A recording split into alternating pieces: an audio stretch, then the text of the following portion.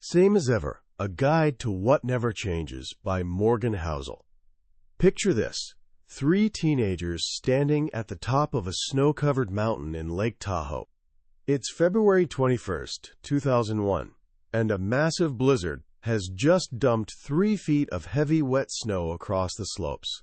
The kind of snow that screams avalanche danger. But teenagers don't hear warnings very well, do they? So these 3 friends, let's call them Morgan, Brendan, and Brian, duck under the warning ropes to ski the forbidden backcountry. You know, the untouched powder that looks so tempting, the stuff that makes you forget why those ropes were there in the first place. Within seconds, the mountain decides to remind them. The ground disappears beneath their skis, and suddenly they're floating in a cloud of white, tumbling down in a small avalanche. When it stops, they're all okay. Laughing, even. Brendan's pumped, saying it was awesome. They hitchhike back to the lodge, adrenaline still rushing.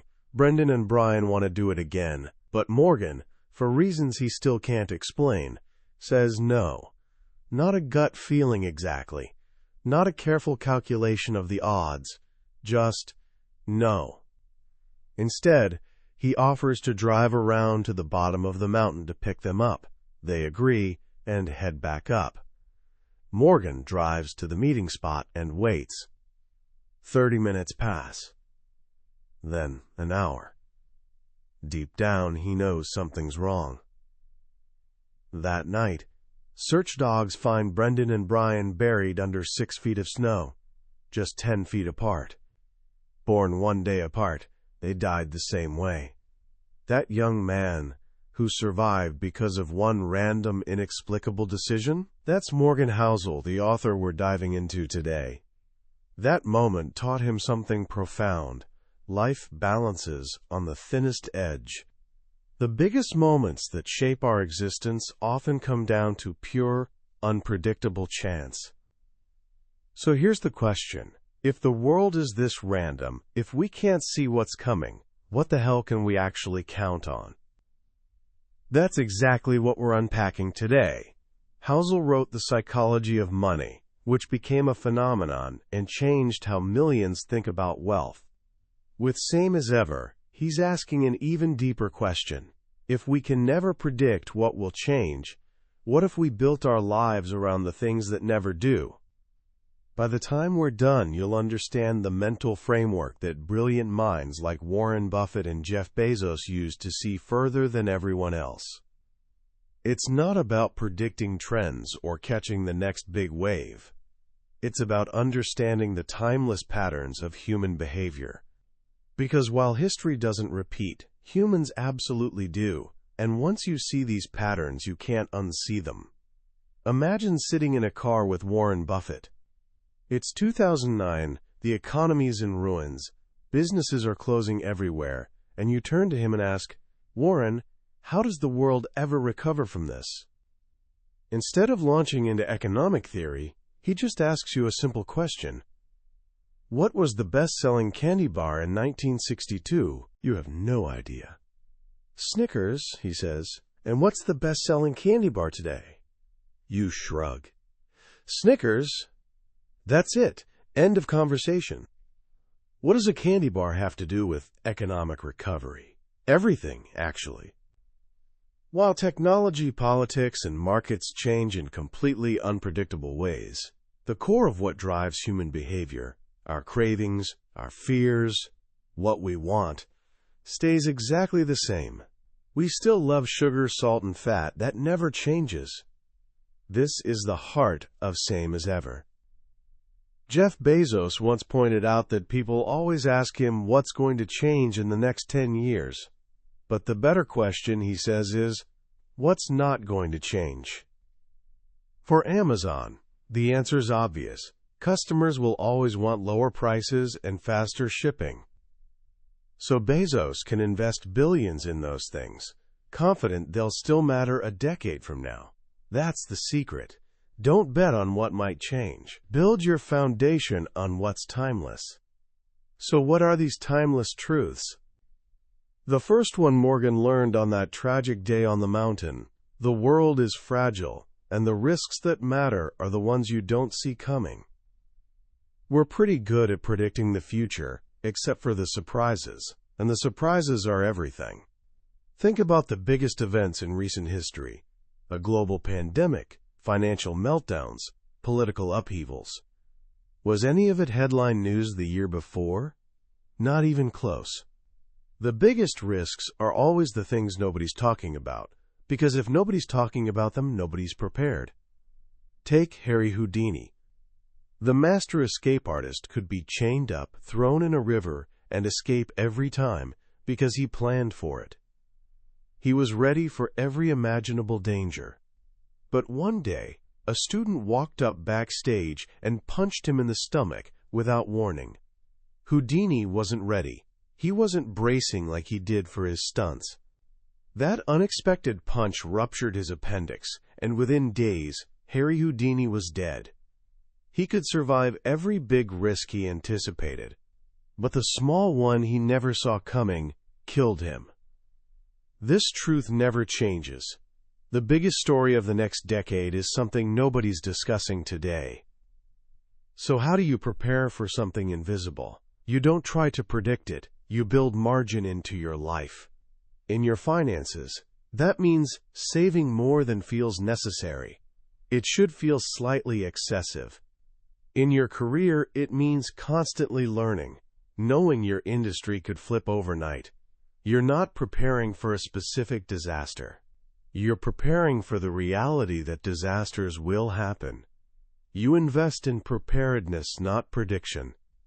The second timeless truth: the first rule of happiness is managing expectations. Your happiness doesn't depend on your salary, your house, or your possessions.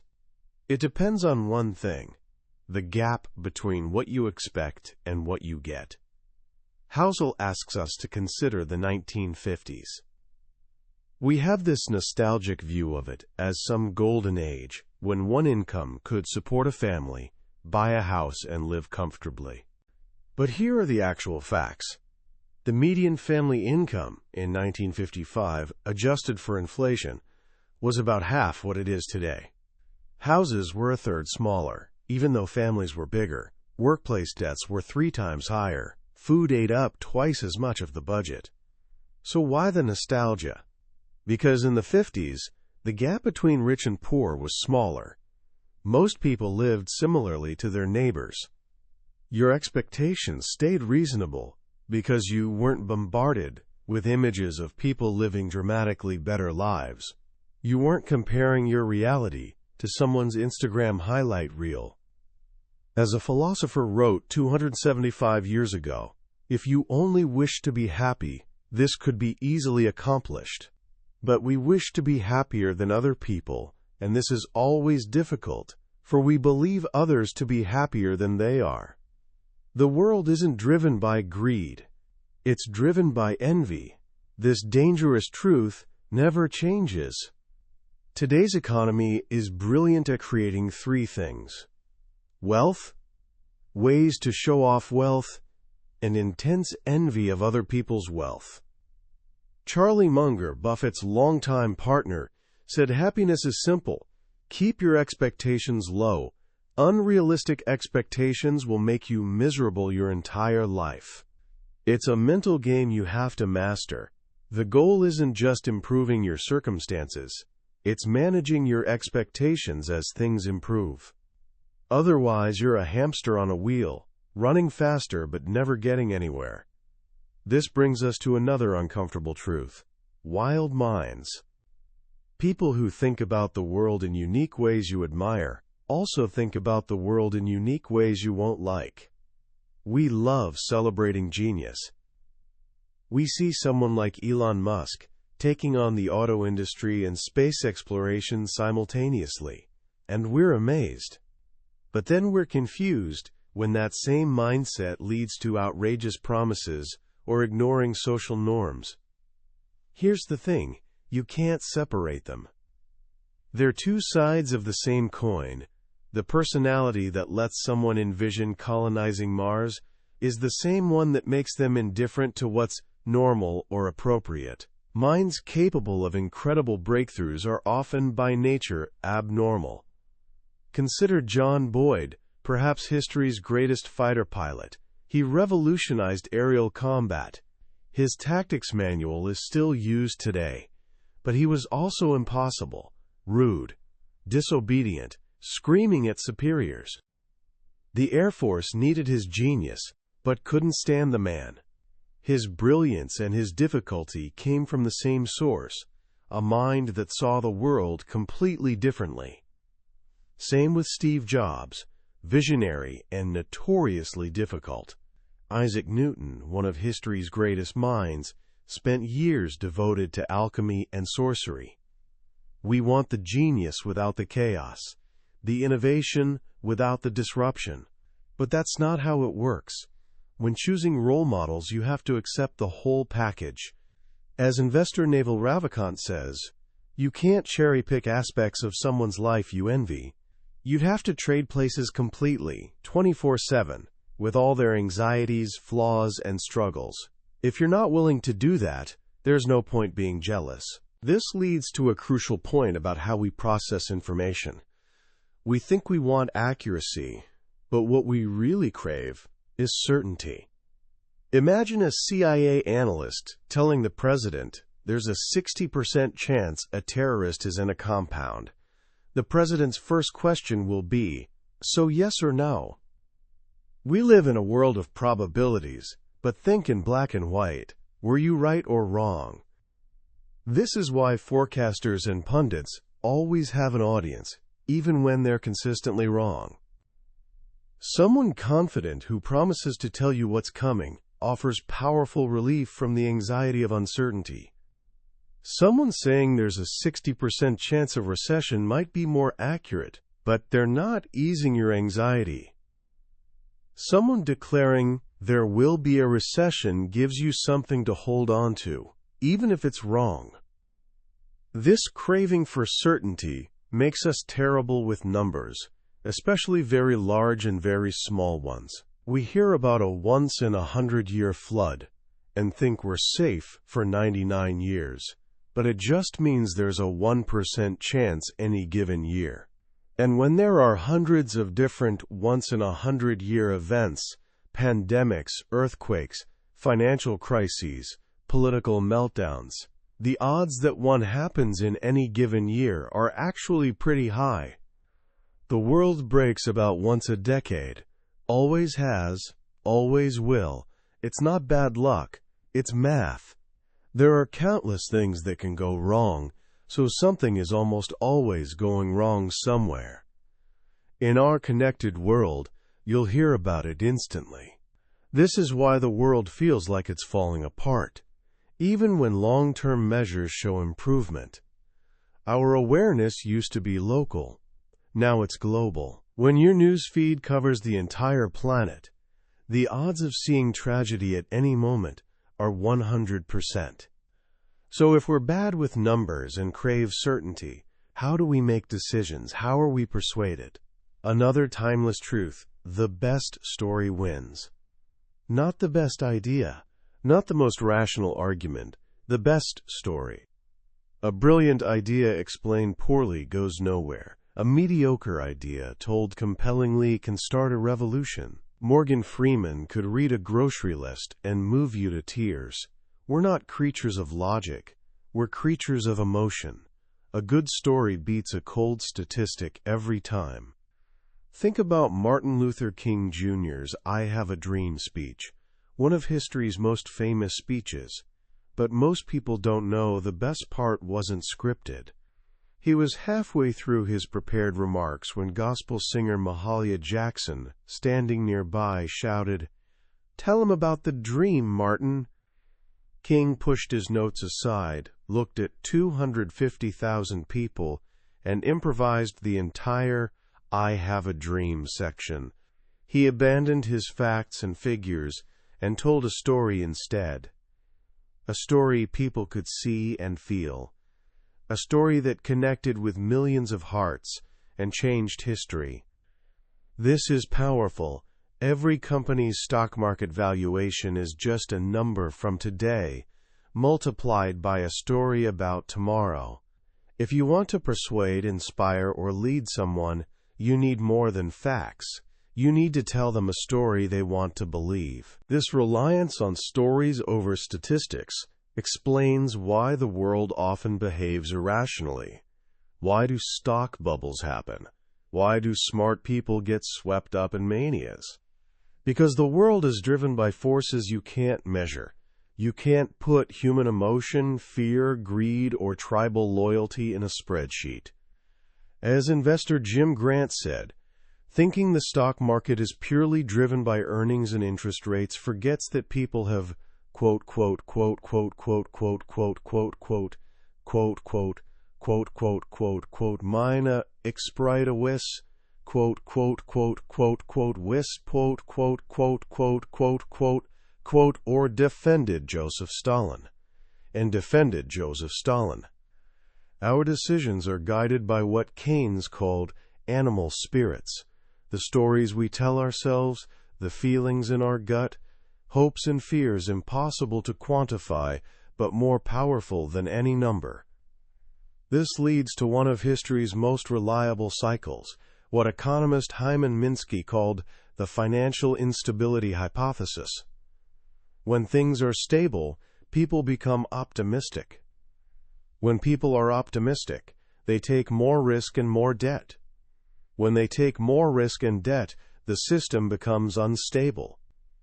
In other words, stability creates instability. Calm plants the seeds of chaos. Think about it. If the stock market was guaranteed never to fall, what would you do? You'd borrow everything possible and pour it into stocks. Everyone would. And by doing so, you'd drive prices so insanely high that they'd become incredibly fragile, ready to collapse at the slightest bad news. The belief in stability creates the conditions for instability. This cycle is everywhere. Years of economic calm in the early 2000s led to the reckless behavior causing the 2008 financial crisis. Decades of progress against infectious diseases made us complacent, leaving us unprepared for a pandemic. Paranoia leads to success, but success makes us abandon paranoia, which leads to failure. It's a timeless cycle of human behavior. We keep falling for it because we have an unstoppable urge to push good things too far too fast. We discover something that works and immediately ask, can we make it bigger? Can we do it faster? But most things have a natural size and speed. They backfire when pushed beyond limits. A tree forced to grow too fast develops weak wood and rots inside. Fish grown artificially large die younger than those that grow naturally. Starbucks in the early 2000s opened a new store every 4 hours. They grew so fast that founder Howard Schultz admitted they lost their way. The Starbucks experience was watered down. Their stock crashed. They learned that growth is a tactic, not a strategy. When undisciplined growth becomes the strategy, you're headed for trouble. Same with investing. The stock market pays a fortune long term, but demands punitive damages when you want to be paid sooner. Investment history is littered with ruins of people who tried compressing a decades-long process into months. So where does real, lasting progress come from? Here's a paradox. It rarely comes when things are going well. The most important innovations and biggest changes happen during and after terrible events. Stress focuses attention in ways good times can't. The New Deal, which reshaped the American economy, was born from Great Depression desperation. World War II's incredible technological leaps, radar, jets, atomic energy, were fueled by the existential threat of, figure this out now or we all die. The COVID-19 pandemic, for all its tragedy, spurred the fastest vaccine development in history. It's uncomfortable, but hardship is the most potent fuel for problem solving. It's when magic happens. We shouldn't celebrate hardship, but we should recognize it plants seeds for future opportunities. This creates life's rhythm, a pattern of overnight tragedies and long-term miracles. Bad news happens instantly. A market crash, terrorist attack, pandemic. It upends your world in a day. It grabs your attention and won't let go.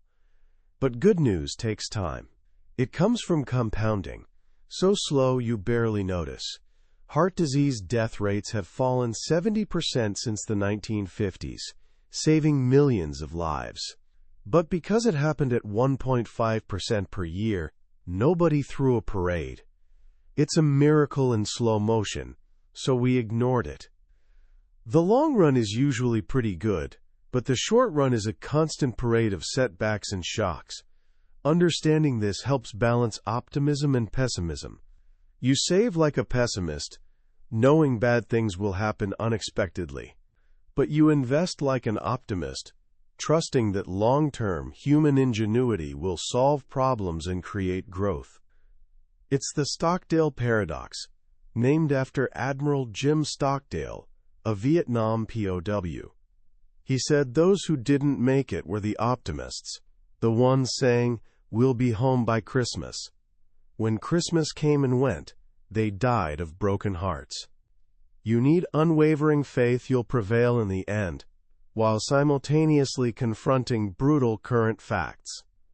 This delicate balance requires understanding one final crucial truth: everything worth pursuing is supposed to be hard. We're addicted to hacks and shortcuts. But the trick to life isn't finding a way around pain. As Lawrence of Arabia said when putting out a match with his fingers, the trick is not minding that it hurts. Jerry Seinfeld was once told he could avoid writer burnout and keep his show going if he'd just hired consultants for efficiency. He asked, "Is the consulting firm funny?" When they said no, he replied, "Then I don't need them. If you're efficient, you're doing it wrong. The right way is the hard way." We admire great achievements precisely because they're hard. The price of success isn't paid in cash. It's paid in stress, uncertainty, and long hours. There are no coupons, and sales are rare. And even after achieving success, the work continues. One of the hardest truths: competitive advantages have expiration dates.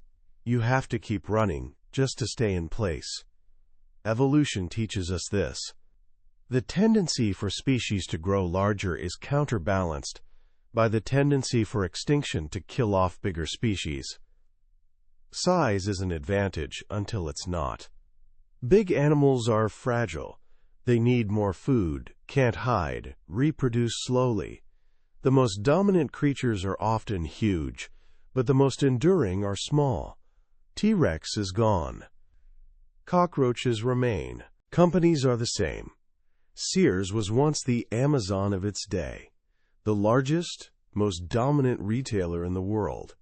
Its success made it complacent, slow, unable to adapt. Its very size became its downfall. The world is relentless and unforgiving. Past success doesn't guarantee future survival. The only way to endure is accepting the race never ends. This brings us to the most personal and perhaps most important timeless truth: wounds heal, but scars last. Your life experiences, especially painful, scary, traumatic ones, leave permanent marks. They shape how you think about risk, what you value, what you want from life. The generation that lived through the Great Depression never viewed money the same way.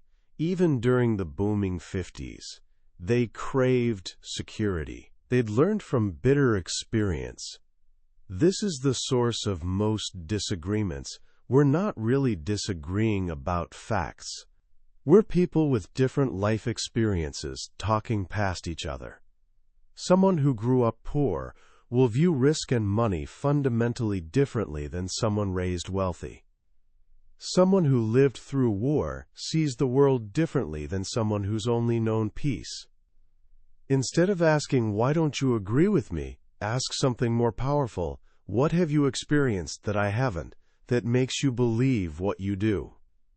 And would I think like you if I'd experienced what you have? That question requires humility. It requires admitting your worldview isn't the only one, and it's shaped by your limited experiences. But it's the key to empathy, understanding, and navigating a world full of people who aren't like you. Because everyone carries scars you can't see. And that is the same as it's ever been, and the same as it will ever be. As we wrap up our journey through Same as Ever, let's pause and let the central idea really sink in. We spend so much energy obsessed with the future, trying to predict it, control it, feeling anxious about its uncertainty. Morgan Housel offers a radical, almost liberating alternative. Stop trying so hard. Instead of gazing into a crystal ball, look into the mirror of history. The most powerful tool for navigating the future isn't a forecast. It's deep understanding of timeless behaviors. Greed and fear will always drive markets. Envy will always motivate more powerfully than ambition. Stories will always persuade better than statistics. And progress will always be messy. 2 steps forward, 1 step back, fueled by hardship. This isn't just interesting philosophy about history or investing. It's a practical guide to living a wiser, more resilient life. So how can we apply this today? First, next time you face a big decision, instead of only thinking about what might happen next, ask yourself, and then what? Don't stop at first-order consequences. Trace the chain of events. A change in one area creates ripple effects of second, third, and fourth-order consequences, often far more important than the initial event.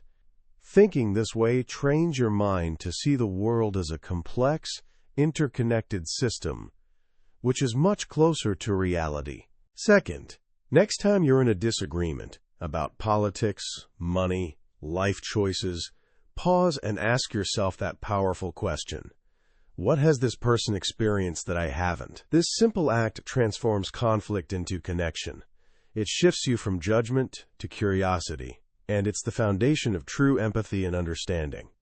Finally, start filtering information through a new lens. For everything you read or watch, ask, is this permanent knowledge or expiring knowledge? Will this headline matter in a year, in a decade, or is it just noise? By consciously focusing on timeless ideas, psychology of behavior, lessons of history, fundamental principles of your field, you'll build a mental framework that compounds over time, making you wiser, not just more informed. We've covered the core lessons from Same as Ever today, but here's the truth. A summary is like a travel brochure. It shows beautiful pictures but can never replace actually being there. The real magic of this book happens in quiet moments, when a particular story or phrase connects with your own experiences in unexpected ways. This summary gives you a map, but if anything we've discussed has resonated, I encourage you to take the journey yourself. Grab a copy, because reading it isn't just about learning. It's an experience that can genuinely change how you see the world and your place in it. A link to the book is in the description below. Also, if you found this summary valuable and want to keep exploring wisdom from the world's most impactful books, please subscribe and hit that notification bell. It lets me know we're on the right track and ensures you won't miss our next journey together. Let's keep learning and keep growing.